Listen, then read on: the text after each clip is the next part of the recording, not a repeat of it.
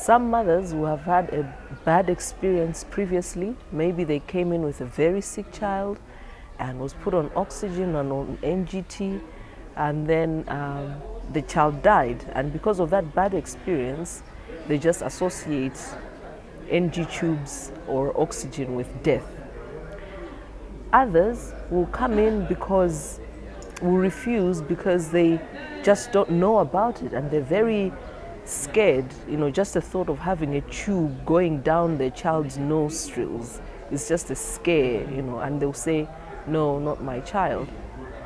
And others, and I think this is the vast majority of the group, they'll actually follow what other mothers are saying. If a mom comes in and she says, I don't want an NGT on my child, the other ones will say, oh, she doesn't want, she must know the reason, she must have a good reason why she doesn't want it. And she will also refuse. So usually the vast majority is the environment that surrounds them and what the mothers around them will say. You as a clinician need to be very calm. Usually don't confront the mothers. You need to tell them that you understand that they're scared, for starters. And secondly, remind them that they've come to hospital for help. Okay? And we're always there to help and not to harm. And whatever we do is in the best interest of their children.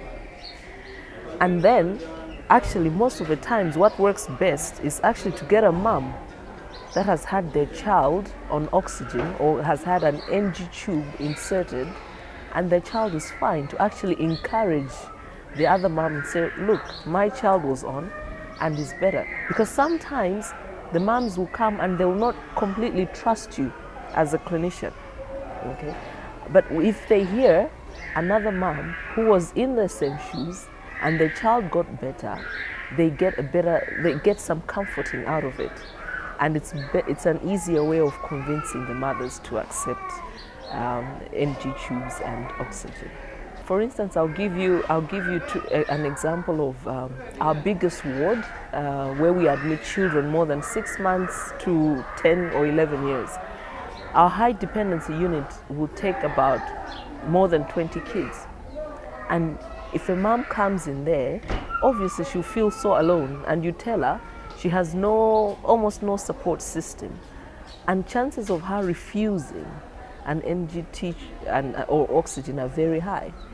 But in the smaller ward, we have another smaller ward, our pediatric nursery, where we admit babies from day 0 to 6 months. It's a smaller dependency unit.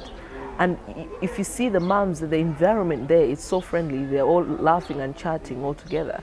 And if a mom is refusing, and the other moms have seen what NG tubes and oxygen has done to their kids, they can even chip into the conversation and say, it's not that bad.